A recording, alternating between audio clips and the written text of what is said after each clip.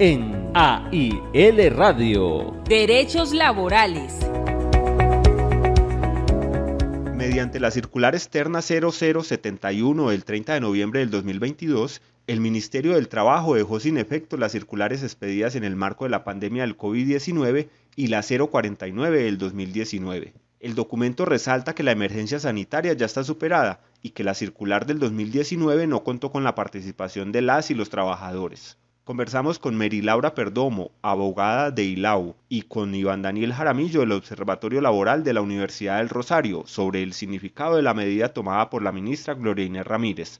Ambos se mostraron complacidos. Primero vamos a escuchar a Mary Laura Perdomo, quien fue una de las abogadas que apoyó al movimiento sindical en la denuncia que éste hizo contra varias de estas circulares expedidas por el entonces ministro Ángel Custodio Cabrera. Perdomo habla sobre algunas de esas resoluciones y muestra su satisfacción por la expedición de la circular 0071 que las deja sin efecto. Escuchemos. Nosotros celebramos que el Ministerio del Trabajo haya sacado una circular en la que deja sin efectos las circulares expedidas por el Ministerio del Trabajo de Duque y del ministro Ángel Custodio Cabrera, que fueron expedidas durante la pandemia. Esas circulares, al parecer del movimiento sindical y a mi opinión propia, lo que hacían era aprovechar una circunstancia excepcional de la pandemia para desmontar o relativizar derechos laborales y garantías ya obtenidas por los trabajadores y trabajadoras y dejarle un mayor margen de acción a los empleadores para que descolgaran derechos con excusa de la pandemia. Dentro de esas circulares se encontraba, por ejemplo, la que creó irregularmente, ilegalmente, la figura de trabajo en casa, que tenía menos garantías y menos protecciones del teletrabajo, que no contaba con sustento legal y que dio piso para que se fuera la gente a teletrabajar, pero sin garantías de teletrabajo. También había una circular, la 033, que partía de la idea de que los empresarios acordaran, entre comillas, bilateralmente con cada trabajador, reducir horarios de trabajo, reducir salarios, reducir condiciones de trabajo. A nosotros no nos gustaba porque una, desmontaba pues la representatividad sindical para discutir ese tipo de condiciones, y dos, porque partía de una idea errónea de que los trabajadores tienen capacidad de negociación con el empleador cuando es claro que ellos están en una desventaja natural y que no tienen cómo negociar ante un empleador las imposiciones que él le quiera poner. También estaba la circular 049 que desmontaba las garantías de la estabilidad laboral y permitía que los inspectores del trabajo autorizaran despidos de personas con debilidad manifiesta, con enfermedad o con discapacidad. Entonces, nosotros celebramos durante la pandemia el movimiento sindical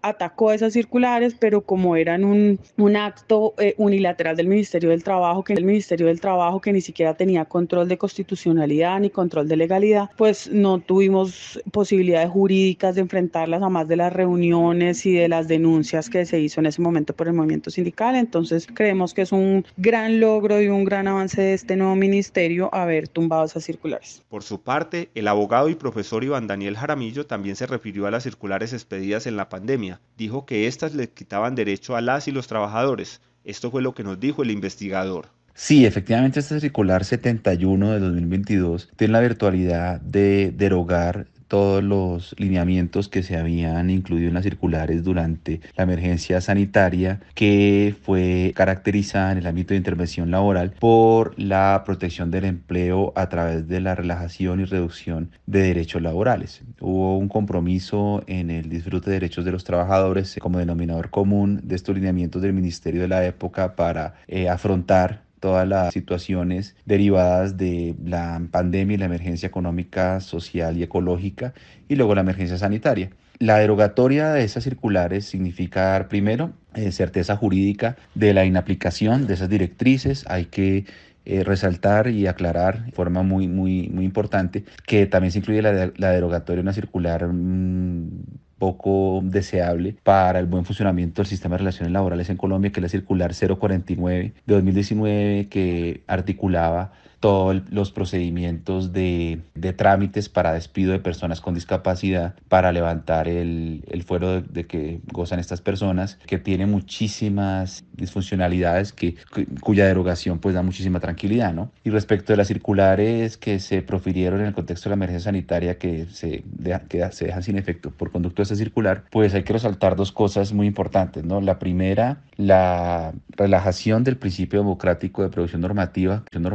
que se vivió en la pandemia, dada la urgencia en la toma de medidas, hubo una contracción de los canales democráticos de trámite de los mecanismos de intervención para la regulación de las situaciones laborales y condiciones laborales, que fue asumido por el Ministerio a través de circulares que tuvieron muchísimas complejidades en cuanto al verdadero alcance de estos instrumentos jurídicos. Pasamos de hablar de leyes, decretos, la Constitución, a hablar de circulares en ese periodo que generó muchísimas dificultades. Con la expedición de la circular 0071 se espera que no haya confusiones y que no se aplique nada de lo que está en las circulares que quedan sin efecto, lo que al final redundará en más protección de los derechos de las y los trabajadores colombianos, lo cual es uno de los principios del Ministerio de Trabajo.